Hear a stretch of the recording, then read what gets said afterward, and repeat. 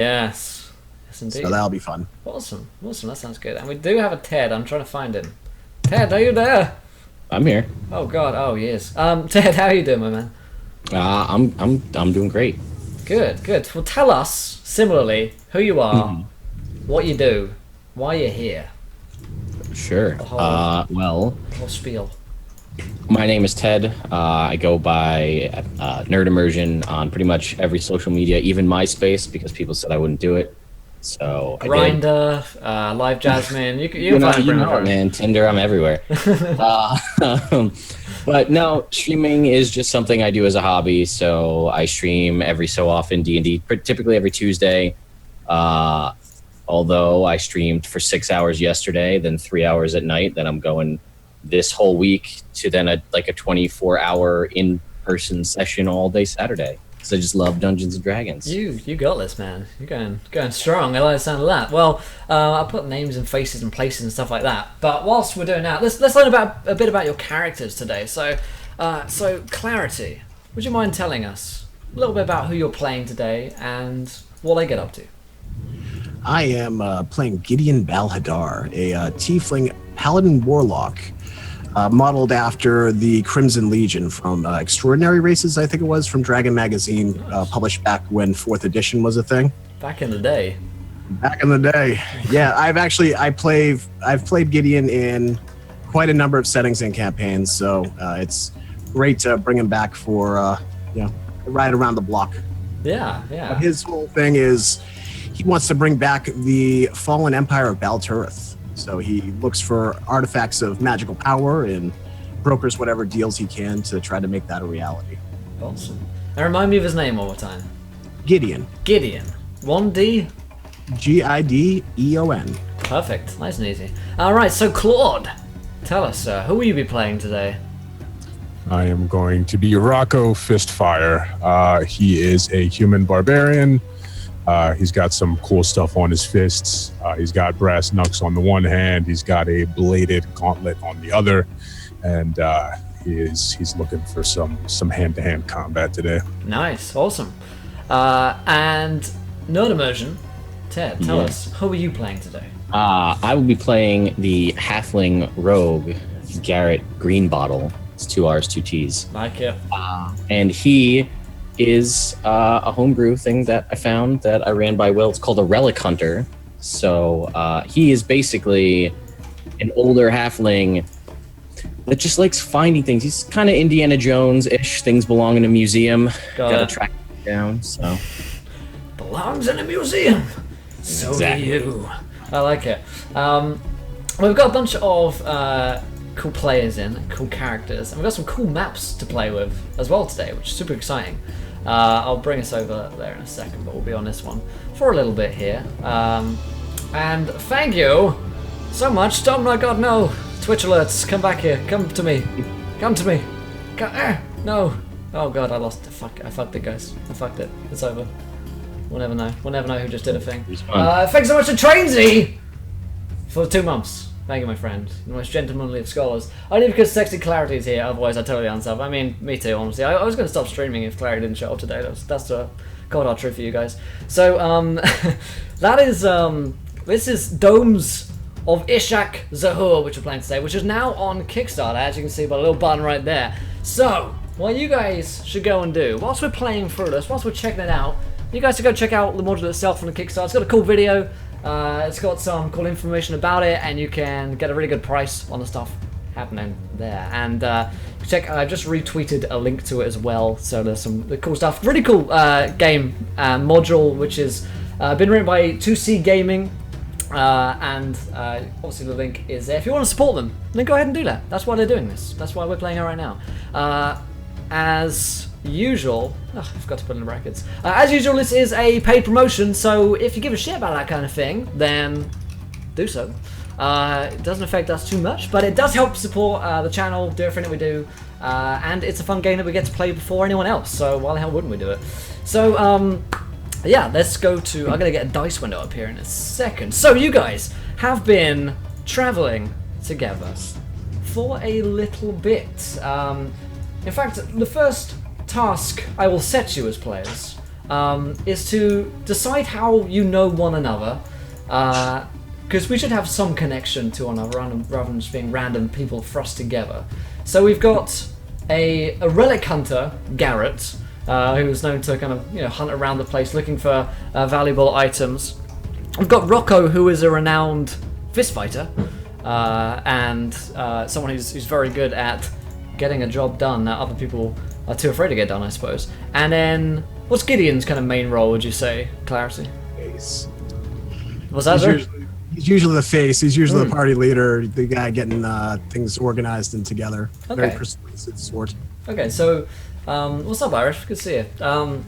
So how about, as an idea, and you guys can totally just pitch in on this and tell me I'm wrong, but what if maybe Garrett runs, he's a relic hunter, and maybe he hires Gideon to talk to people when he's not good at talking to people, and hires Rocco to kill people because he needs some meat around, maybe.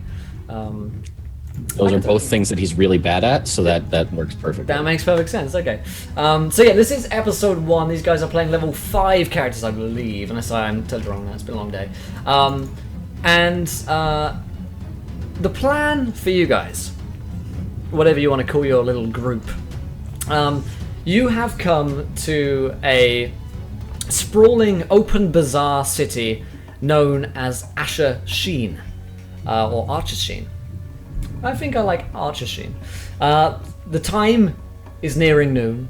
The heat of the day is beating down upon the street vendors and the patrons alike around here. Most of the vendors have erected shade coverings for their wares, and the perishable goods vendors have ceased trading some hours before. Now you guys are here in Archer Sheen for a man named Jorvis Nesros, who is rumored to be an archaeologist, whom even other gnomes consider to be eccentric. And as we all know, oh god, gnomes are pretty eccentric at the best of times. So you've been arranged to meet here, and you've been paid up in advance, around 500 gold pieces up front, and a share of recovered treasure for this exploit, to meet with Jorvis, and he is going to proposition you for an adventure and a task, which, with 500 gold being paid up front, surely must be a very lucrative task for a bunch of relic hunters and adventurers such as yourself. So obviously, you bit a chance to go and meet with Jorvis here. So before we dive in proper to the action, there's a few things folks can do to influence the game, as I'm sure they are dying to. If you haven't followed, when you might want to, because I think we're at something like 47 out of 50 followers today, which means we only need about 3 more followers until you guys get to decide something which happens next in our story. You could throw an encounter their way, you could throw an obstacle their way, any kind of environmental hazard, or really anything that you guys can think of their way as well. There's also a tweet, and when this tweet hits 20 retweets, you guys have a second viewer decision. You got it. And also, Tracy being, I believe, the 11th sub of today, we're only 1 subscriber away from a 3rd viewer decision, which is scary for these guys, but excellent for us. That means that we've got a lot to get through. And thanks to Chope is back. Let's bring it down here. There we go. Chope is back. Let's bring it out of the front. As well as Moddy Answers for following. Welcome to the adventure, my friends. You're both gentlefolk and scholars. So we're going to dive into that viewer decision in a moment once we get 1 more follower. But let's get some visual descriptions of your characters. So you're in the heated bazaar of Achachin, and there's vendors everywhere, people selling all sorts of animals, spices fill the air, and the group of you come here to meet Jorvis the gnome. But you've got some time to kill before that actually happens. And let's see what you guys look like. So let's start with for some reason I got rid of your name. Clarity. Gideon. What does Gideon look like? Gideon is a tiefling, which is a horned human, kind of demon-esque. He wears chainmail armor. It's very heavy for the heat of the day, I would expect, Yes. from this setting. He has a very large maul. We'll call it the Banhammer, and a shield strapped to his back. He wears a kind of arcane symbol on a amulet around his neck, Nice. identifying him as a paladin. Sweet, sweet. What does Rocco look like? Rocco is a pretty tall man, pretty muscular up top. He's muscular all over, but you kind of notice that he tapers off towards the bottom. He's got kind of like dusty-ish blonde hair. His whole body looks dusty. He looks like he's pretty tanned. He's got a big old didgeridoo on his back. He's got his implements on his hands, and he's got some like javelin just kind of stuffed in that didgeridoo back there. And he's got a locket around his neck, a chain rather, and on the end of it, it looks like it might be like a paw or a kind of foot of some sort. Mm-hmm. Interesting. All right then, and finally Garrett. What do you look like? Well, Garrett is a halfling, so he's obviously quite short in stature. Although being a rogue, he is kind of lithe, but he's graying in the hair. He's a kind of, I guess if we're going Indiana Jones theme, kind of Dr. Jones Sr. there, with kind of more Sean Connery. Illumination. And yeah, he's got a rapier at his waist and a short bow slung over his back.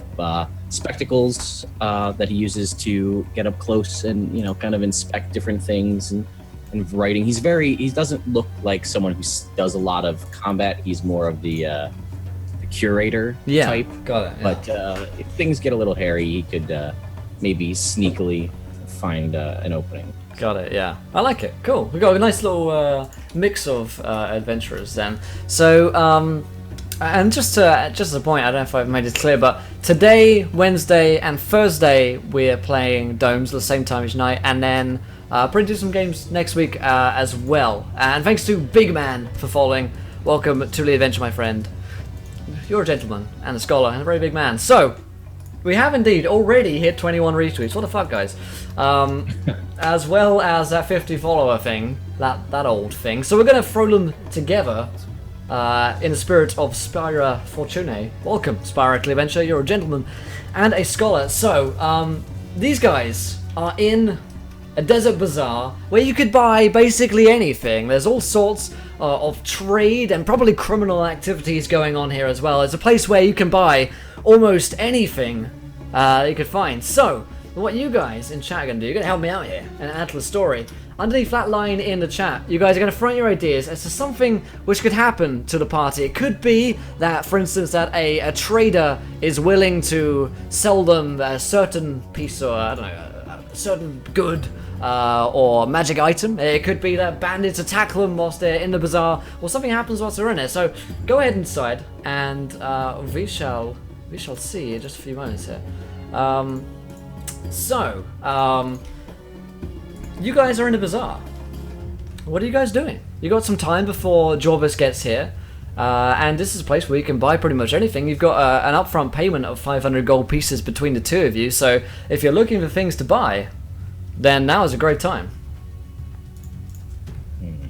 Definitely want to look for an armorer of sorts, so I'll walk through the bazaar there. Sure. You come to an armorer.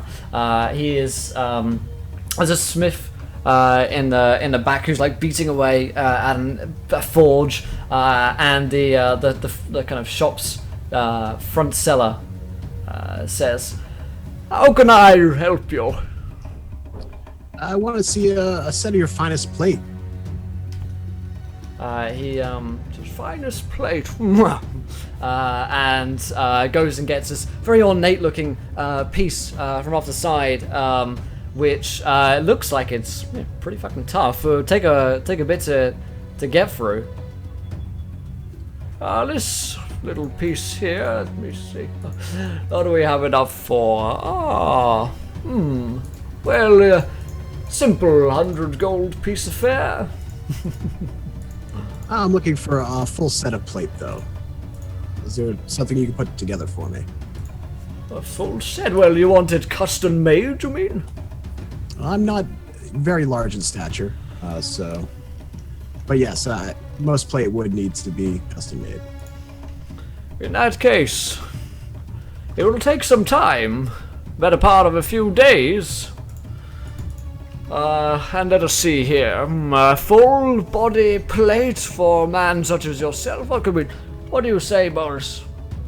For a man such as yourself, 400 gold. 400 gold. I see. Actually, I would haggle with him, but that's like so below the market price. I'll just Yeah. Oh, very good, very good. So you hand over the 400 gold. He takes it. Come back in a few days. It might be ready. Excellent. Thank you so much. What about Garrett and Rocco? Are you guys looking for anything? I mean, he's just taken 400 of your gold, like collective gold. Well, he is very. I thought it was 500 apiece. Oh no, yeah, 500 for the group. I mean, 3 I had quarters some of of what my we own. yeah, you got some of everyone. your own too, I'm sure. So.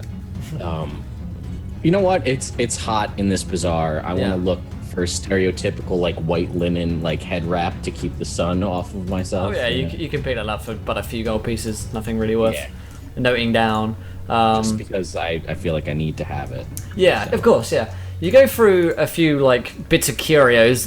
These kind of places, the city of Aberdeen is very kind of. Nearly said Aberdeen then. No, is kind of renowned for being close to these domes. It's known as the City of Sand. While there exist powerful magics to protect the city in a worstly environment, like sandstorms seem to just avoid the place. But there's all sorts of magical items here, but there's also all sorts of like crap, which are like fake magic items that people will try and sell you all the time. So part of what Garrett is doing, I imagine, is going through all these trinkets that people are, it is the bone of the ancient king here from 10,000 years ago. And it's the kind of like tourist shit that tourists are buying up, like, oh wow. And Garrett's like, this is literally your dead nan's bone. So yeah. When she got a hip replacement, this is what you took. So, that's the kind of thing that he's up to. Rocco, what about yourself? I am looking for dried meats, any kind of like jerky type thing, and maybe something more rare, like any kind of rare food that I haven't seen out. Yeah, in the desert. So there's a trade saying, sir, come see our exotic tangerines from the far east. You will never I just find go one up of and these. squeeze one. Yeah, it's kind of like, it kind of squidges a bit. You will never find such a delicious fruit in another land. How much? Oh, a simple gold piece, sir. All right, I flip him one. You have any mates? Meats, let me see. We have some of the finest camel flesh here, or elephants. Or your more traditional horse. I kind of just take a look around and see which one's like the finest looking. And I guess I just give him some gold for that. Yeah, you take some inexplicable meat. Right. Not entirely sure what exactly it is, but yeah. Nice. I'll mark down one tangerine and inexplicable meat. Yeah. And shortly after, the group of you kind of reconvene. Maybe it's been 10 or 20 minutes you've been here. And you see a small gnomish man, flanked by several young armored recruits, making his way towards you. He appears eager and excited, and the two guards are struggling to keep up despite their size difference.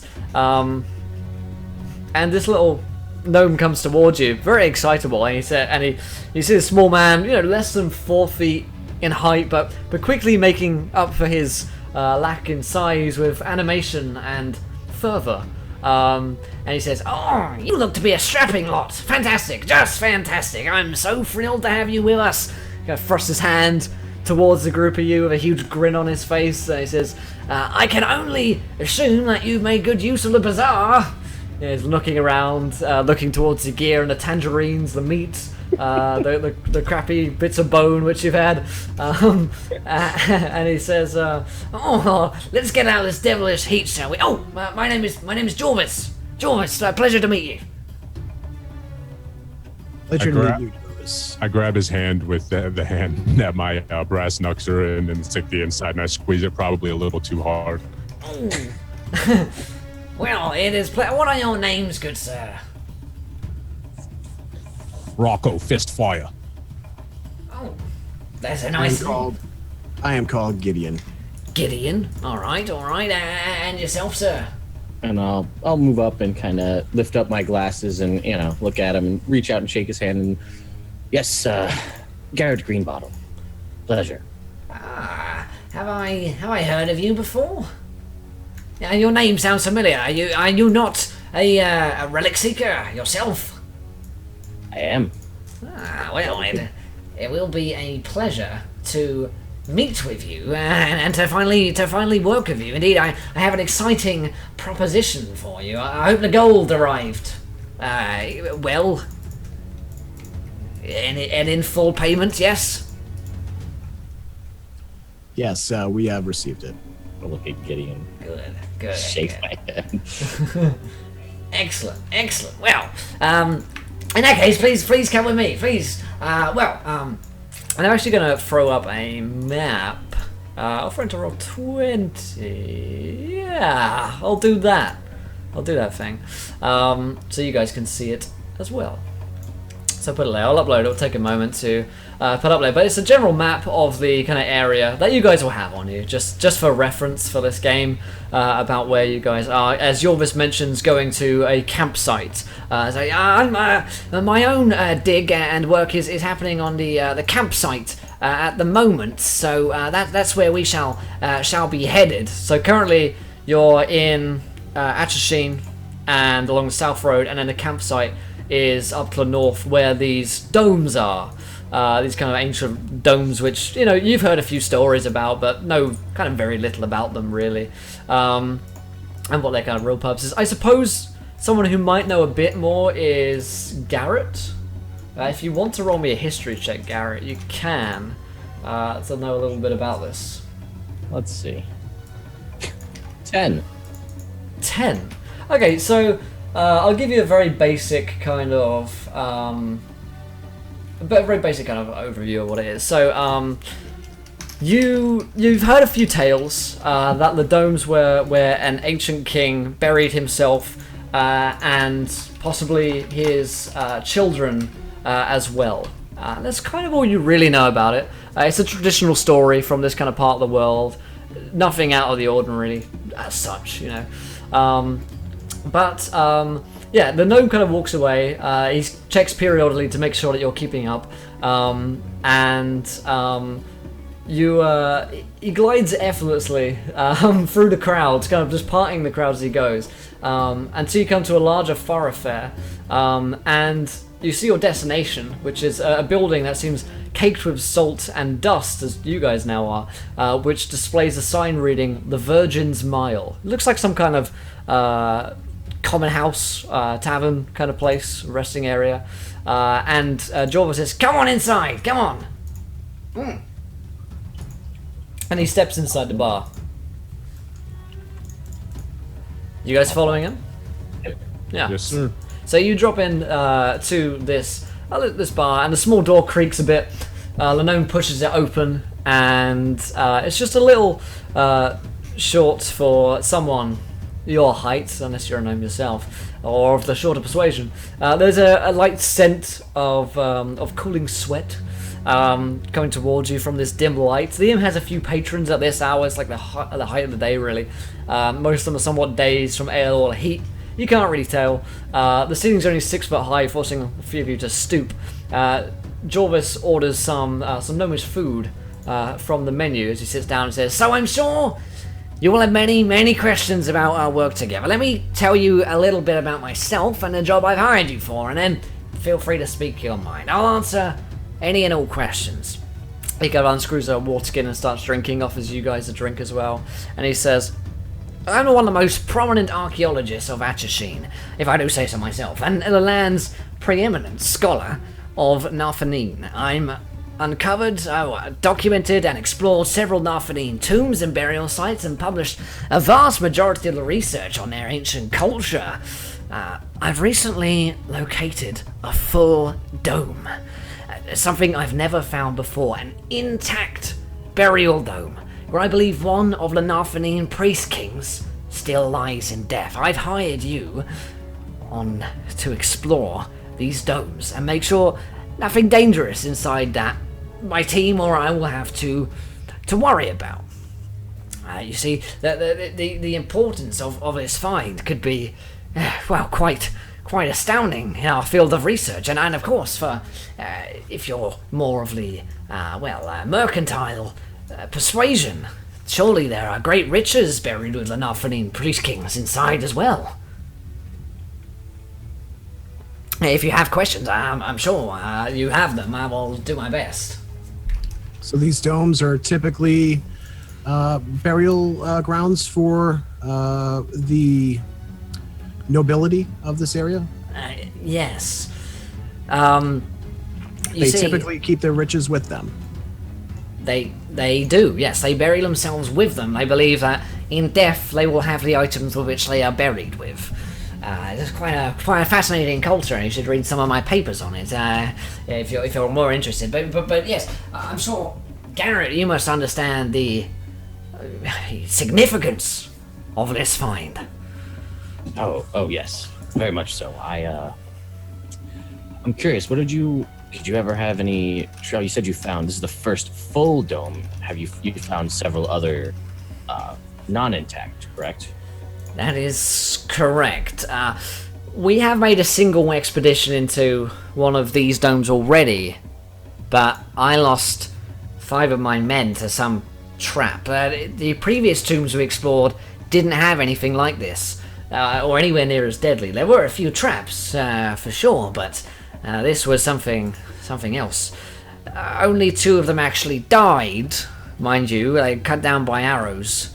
Poor oafs, but the other 3 walked out to me after they found what they were dealing with, and I did, have to let 4 of them go when I asked for hazard pay. If I was to spend that much on keeping a few layabouts on, I could afford to spend a coin and hire a proper bunch of professionals, such as yourselves.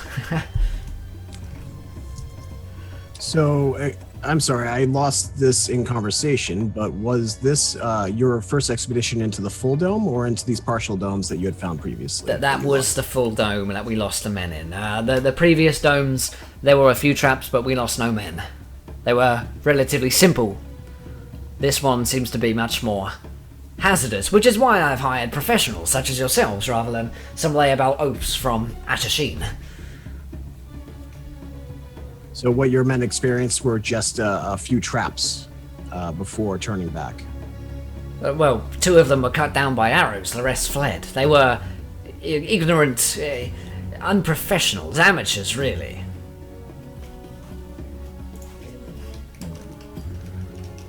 Is there any lore or history regarding the specific king that might lead us to give us any kind of inkling of what else we'd be dealing with there, things to look out for specifically? Yeah. Let me show you something.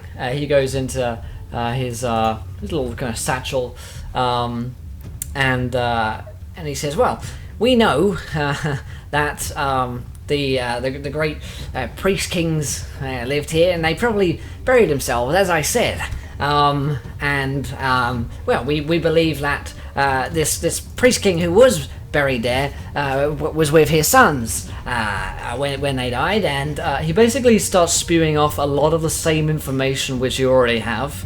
He doesn't seem to know too much, because he continues to speak for the next few minutes whilst you listen politely, and then he stops and gets a drink.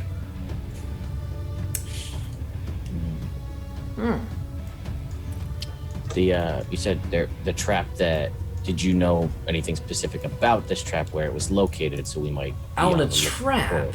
Well, I'd have to speak to my some of those damn layabouts, but I could find out for you the exact location for it if we were to travel to the campsite where they're staying.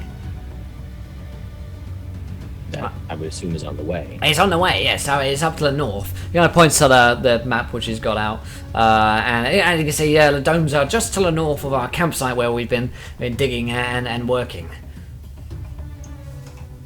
It's not a long journey there, only 10 hours travel or so. I'm gonna look to the rest of the group and say, well, I don't know about you, but if people were laid out by traps shooting arrows and we could find a way to circumvent that with people who've been there, that might be in our best interest. Sounds like a good start, Garrett. Well, great. Well, as I say, I've already paid half up front, so the rest will be delivered upon completion of the task, and of course, any share of the treasures. So, if you're ready to go, I'm more than happy to travel northwards to the campsite with you. I see no reason not to leave now. Good.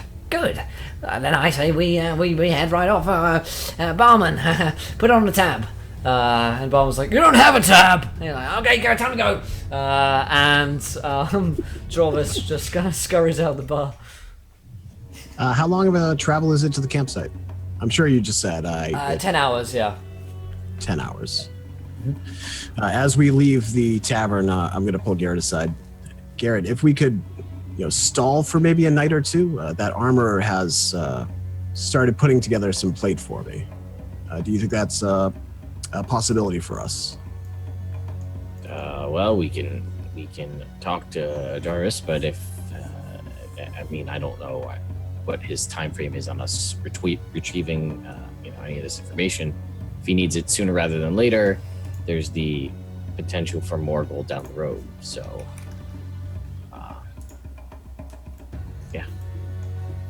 Yeah, and I would have asked Jorvis too at some point. Is it 10 hours by foot? You expect to be traveling by camel. Okay. But thank you to Smitty for subscribing.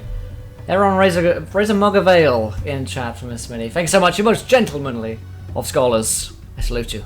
And that's another viewer decision about to happen. We're about to get our first one in. Right here. Right now. So you guys are kind of heading out of the place, I guess. The tavern to follow him. In fact, you see that Jorvis is currently working with a bunch of camels, and the two guards have brought the kind of camels around, and they're kind of just like starting to lead them off. It looks like you're going to be traveling in caravan, much safer and a lot more water to go with camels. That is, nice. And as you're heading out, Jorvis is a couple of feet ahead of you, out of earshot. But there is a sudden kind of blue smoke before you, due to our viewer decision, which reads, a djinn will appear at a random moment, offering each party member one wish. And so this blue little fellow appears in front of you. He looks like a man, other than the fact that he is blue. So a man wearing blue paint, I suppose. And he says, hello there. You called upon me. This is absolutely out of nowhere, right? Absolutely out of nowhere. You walk out of a tavern and this happens. I'm surprised, and I just punch out at him. Yeah, you punch out, but it kind of just goes like through his chest, and you kind of bring it back out again, and it's just like a cloudy hole in his chest, which just kind of reforms. You're such a punchy fellow, Rocco. Indeed. And who are you, good sir? I'll speak to the blue puff of smoke. I am a djinn. My name is Bartolomus. Bartolomus. Yes, how can I help you today? You called upon me, so I've brought you each your wish. A wish? Yes. What sort of wishes are we speaking of, Bartolomus? The kind which come true. I turn towards Garrett like, is this guy crazy? This guy nuts? There's only one way to find out. Is there anything that you specifically wish for? I would, if this is anything like what I've heard in stories and research, be very careful how you word what you wish for. I think I would like somebody else to be the guinea pig on this. I've got it. I wish you had an easier name. Done and done. You can just call me B. That is quite easy. And it There's is. some truth to this now. Excellent. And Gideon, now you've seen that this wish can come true. Sorry, I cut out for a minute. Oh yeah, you. What was the name? He said B. The letter B. It's The a letter lot B. easier. That's the letter. Gideon, Almost do as you easy have a as it wish? All right, how do I word this now so it doesn't bite me in the ass? Oh, don't worry about all that. I'm a kind Jinn. I interpret. I would like a set of magical plate armor, the most powerful armor that you have ever heard of. I would like it on the ground in front of us so it cannot be cursed or damage me or You would like the a set finest of the finest, most powerful, The most magical powerful. plate armor. plate armor I have ever heard of. Yes. Very well. And Garrett, what of you? And thank you to Freshly Cut for following. Welcome to the adventure, my friend. You're a gentleman and a scholar. You might have to go back to the marketplace. Yeah, cancel that order. Cancel. Yeah. I am a relic hunter, and seeking knowledge and mysteries are things that have always interested me. So I wish for the knowledge and the ability to find any relic that I seek at any time. The ability to find any relic you wish at any time. Very well. And you, Gideon, wish for the finest plate I have ever heard of. In my size. Very well. I shall bring you the finest plate, and I shall bring you, Garrett, the finest item or way to always find what you're looking for. And so there's sudden puff of blue smoke, and then there's another kind of coming up from the ground, and sitting in front of Gideon on the floor, as per requested, is the it is a incredibly ornate metal engraved round plate. It's not plate armor. I did say armor, right? Oh god. I will pick up my dinner plate then. I think this gin is hard of hearing. And to Garrett, there's a compass on the floor. I'm gonna pick up the compass. Cool. I'm gonna hang on to it now, and I'm gonna think about what I'm gonna do with it. I'm gonna put it in my my pack. I don't really. Oh, I gotta. I'm sorry. Did Doris tell us if there was anything specific that he wanted us to find in the dome? He hasn't yet. No. Okay, that's what I thought. Yeah. Wait. Yeah, he hasn't yet.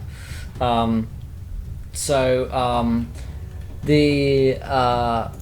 Jorvis and the camels kind of come around, and Jorvis says, "Are you ready to go then?"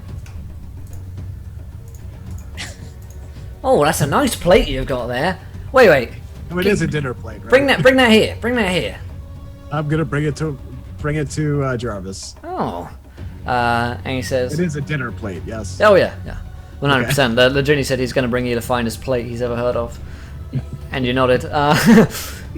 And he looks at it and says, let me. He kind of gets to his little monocle, and he's a real gentleman scholar, and he says, there's a way to. There's more to this.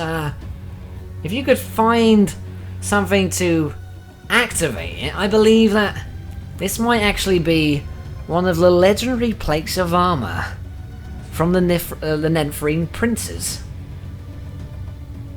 Just somehow it's in this form. Where did you find this? This is quite a good joke on the princes are played. I came with a puff of smoke. We stumbled upon it. Well, okay, if you want to keep your secrets to yourself, then very well. I appreciate that, but if you... His name was Bay, if you're looking for him.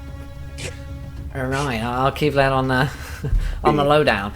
I think somewhere within one of those domes is probably the way to activate this plate into plate armor.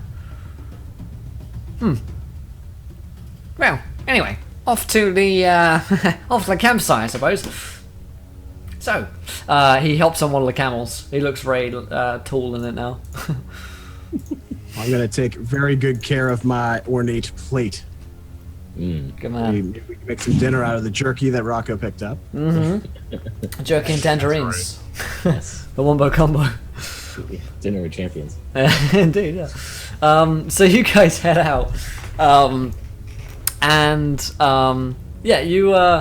You're on the road heading out of Atchisheen, and with Jorvis, his 11 camels and his 2 guards. He suggests that you ride up on the camels as well, unless you really want to walk.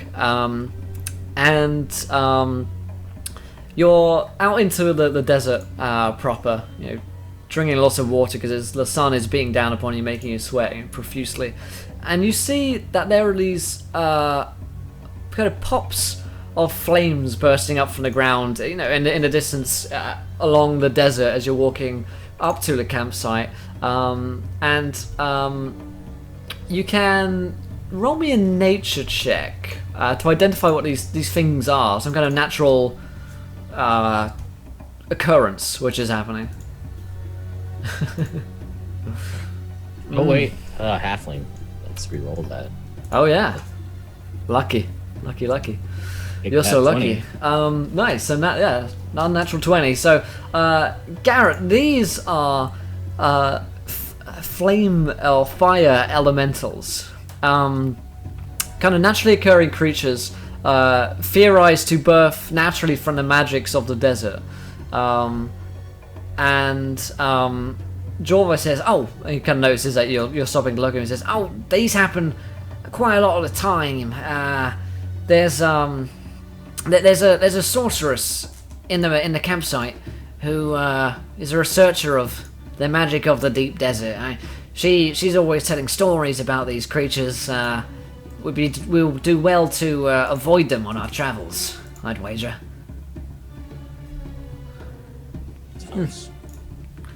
He kind of continues on. We're just kind of pointing out the tourist sites along the way, and continues to kind of bore you with information as you're going. During the trip, he regales you of information about Nartheneen, and he's incredibly enthusiastic the entire time. He talks about, I found numerous times runic series they believe to be a tenet of the Nartheneen, loosely translates to honor through strength, not blood. No idea what that means, but Jorvis, myself, sometimes I talk about myself in the third person when I'm referring to my works, but we believe that it indicates that rulership is maybe some kind of test rather than followed on by blood. Well, as you can see here, these dune worms. You see these tracks along the desert, and you're going to see these big kind of like ridges of sand, which are kind of unnatural rather than just sand dunes. And he says, these are made by dune worms. They live in the deep desert. They're believed to be giant worms, offshoots from the legendary purple worm. pretty cool stuff. Actually, the Nartheneen, they had advanced technology, which allowed them to found a civilization within the desert and thrive here for centuries despite these harsh conditions. It's quite incredible, really. And so he just rattles off this kind of dump of potentially useless information as you're going, really. But you arrive in a campsite. A few, late that night, and you clearly Jorvis and the team picked a location because there's an oasis springing nearby, allowing for good access to water, and there are guardsmen stationed in the main camp. There are main tents around. I think I can actually show you the tents. Let me see if I can do that. I can just bring you to the camp. So let's go to, come back here. There, let's go to here. To the tent kind of series and campsite. So actually, one of the cool things that I should mention about, I want to move these out of screen so you guys can see a little bit better, but one of the cool things about Domes of Ishaq-Zahur is on the Kickstarter, it comes with all of this cool stuff. It comes with all of the maps and tools and Roll20 resources and materials that you will need to play the game in Roll20. You can see these maps are really nice and unique artwork as well. All these tokens are unique, and these are about the finished assets. I was speaking to one of the creators, John, and he says they're not all completely finished, so if something looks a little bit off, that's probably why. But other than that, I mean, this all looks pretty cool and pretty beautiful for me for some little Roll20 maps, and legend down the bottom as well. So am I the only one who's got black screen? Yes, you probably do, and that's because I need to bring in your token and characters. So let's just give you a quick sheet here. You guys got your sheets elsewhere, and we'll just give you tokens. Why can't I see that? That's why. There we go. So let's bring. You guys got tokens, or should I find ones for you? I didn't grab one. Okay. If you guys, in fact, whilst I'm talking, I'll do the descriptions. Whilst you guys, if you find a token and just add it to your Roll20 character sheet, that would be helpful. So you can find the commands below, by the way. So yeah, you come into this campsite, and there are these kind of 3 main tents here. And there's a fair amount of like supplies and wagons and weapons around here. You can see that there's a supply tent off to the right hand side, whereas a couple of tents surround the place and leads off to a pass up to the north, which looks like it leads off to another campsite. Kind of in the distance you can see a kind of little campsite, and then further beyond that you see these huge like sand domes rising out of the sand, made from probably sandstone and rock.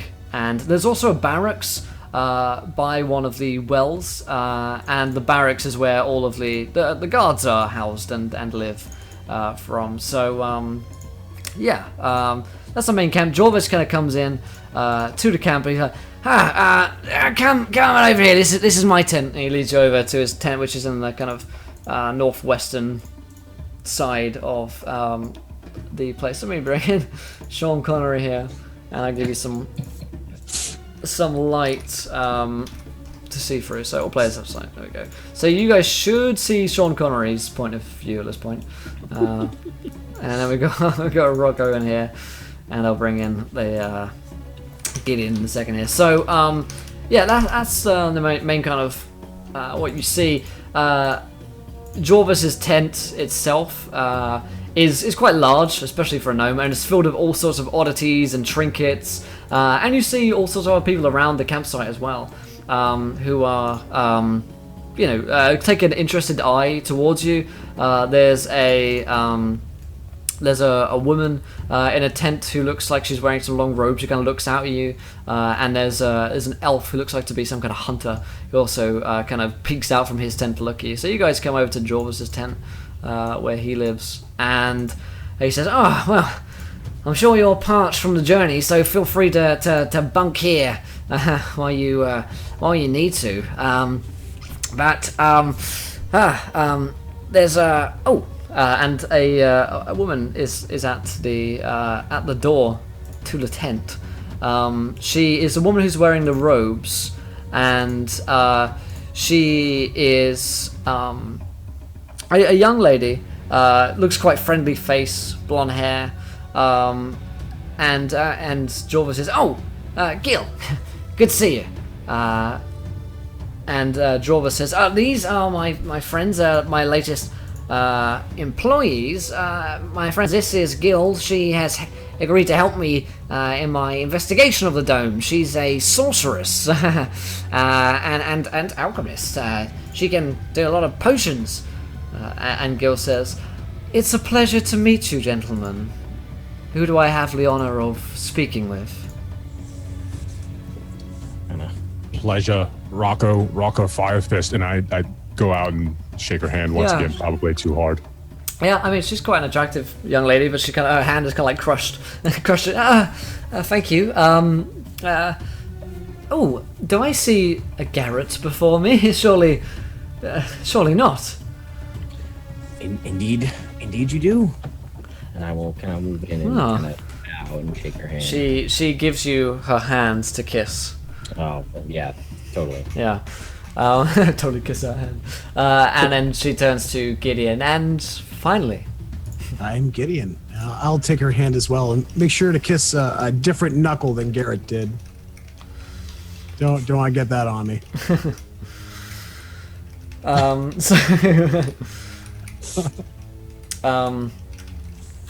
So she says, "Well, I am in that tent just over there," and she kind of looks to Garrett. "If you should need anything, I've got all sorts of potions I can help you with, and plenty of information about the domes, which Shorvis, I'm sure, has already told you, but I've got a few things he might not be. Well, I've been keeping to myself." And she shoots him a sly wink, and George says, "I know everything." She's joking. I know all the things about. At least she's just a kid. Okay, she's gone. As Gil leaves the tent, smiling towards a group of you and giving you a little wave, she heads back towards her tent in the heat. We bring Gideon. There we go. Garrett, I think you've been propositioned. Yes, information. I'm quite excited. Right, information. Oh, yes. Yes, information. In a biblical sense, you can know her. She does all the time. She offers me that kind of thing all the time. She offers you information too? Right, yeah, I mean, I was just round there last night, We've kind of got a thing going on. It's kind of complex, pretty tumultuous. You know how these passionate affairs are, right? Yeah, so those camp witches. Because I don't believe him. Yeah, I mean, you need an insight check of about 2 to realize that Jorvis is lying about this. Nailed it. You got this. If someone rolls on that one, though, like, you totally believe it.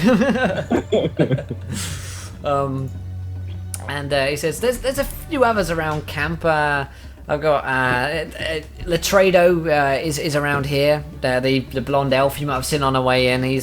He's one of my college professor's youngest sons. I agreed to take with me. He's a exceptional master. He knows magic and lore, and he's a excellent candidate for tuition under my guidance. The only other man is Quinn.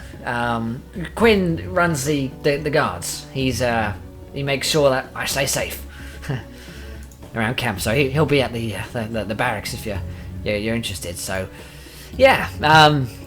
Other than that, the satellite camp is to the north. That's where it's just right on site, essentially. So Jarvis, when we do embark into the dome, yes. Are you sending any of your proteges under our watchful eye, under our command, into the dome? I think it's prudent. At first, you go in on your own, and then when it's safe, my men can come in after you. So no. The answer is no. Yeah. Well, yeah. Obviously, as I said, and he goes on to repeat himself. Excellent. No, I understand. I just wanted to make sure. You said you had some fighting men under you, so. Well, they are more here to guard the camp rather than go inside. They are some of the few who fled backwards after the first expedition. Hence why, I've hired you. Because you're better, in theory. I hope. I'll mutter under my breath, or more expendable. So that was the ones that he had hired before were at the satellite camp then? He reckons that they're in the barracks actually. Okay. Yeah. And that's with Quinn, right? Quinn? Mm-hmm. Okay. Yeah. Extra brownie points for Claude. 5 points to Gryffindor. And yeah, I'm gonna look to the group and say, I'm gonna go find out about that trap. And I'm gonna start heading over to the barracks. Alright. I'll just follow along with Garrett. Okay, what about Rocco? I'm coming with you, but for other reasons. He's only Raisins? He's only in it for raisins. Alright, so you head off to the barrack, which is disappointingly not filled with raisins. You you see that it's filled with guardsmen, basically, who are sleeping and eating here. You know, they take siestas, that sort of thing. Yeah, there's a lead kind of man who's in control at a desk, who appears to be kind of just writing letters or perhaps requisitioning food orders, who knows, who is who's there, looks in command, potentially is Quinn. So yeah, you guys walk in, a bunch of guys look at you, they don't really pay you too much attention. Yeah, I'll walk over, kind of hands behind my back to this guy who's writing all these requisitions or whatnot, and approach him and say, would you be Quinn? Yeah. Oh, are you the new ones? I guess that would be yes. Well, you don't look like much. Are you sure you're the? Okay, well, yeah, my name's Quinn. How can I help you? We heard that there was some folks that had gone into the dome the first go around. We just wanted to talk to them about what they saw. Oh yeah. You can find Gerald over there. Where's Gerald? And Gerald looks over. He's a bit of a wimp of a kind of guard, really. Yes. Talk Leeslot. Yes, sir. So, Gerald's in the corner waiting. I'll go talk to him in the corner. Nice. And yeah, Gerald says, how can I help? You went into the dome and encountered the traps that were there? We only saw the first one. There were arrows which came in. I got stuck in the side, and then the rest of them went, and so I went with them. That's what happened. I want to inside check him. Yeah. Sure. Yeah, that didn't sound very. Yeah. What are you talking about? I don't know what you mean. Double natural ones. Oh my god. I believe everything this man says. This man is not lying to you, Clary. Gideon knows that a boy like this, he's probably seen a bit. He probably couldn't lie even if he wanted to. I think I have to refresh my roll 20. Yeah, I think Clary is having problems before, so it might be that Roll20 is having some server issues or something. I see from Garrett a 14. So Garrett, this guy's lying. Gotcha. I just want to make sure if I know the same. Yeah. I can try rolling for you if you want. Got it. Let's see, Rocco, here's Pins. Popped up for me. Oh, really? It didn't come in for me. 16 just popped up. Okay, so yeah, we'll take your 16 rather than my 6. So yeah, you know the same, Rocco. This guy isn't telling you.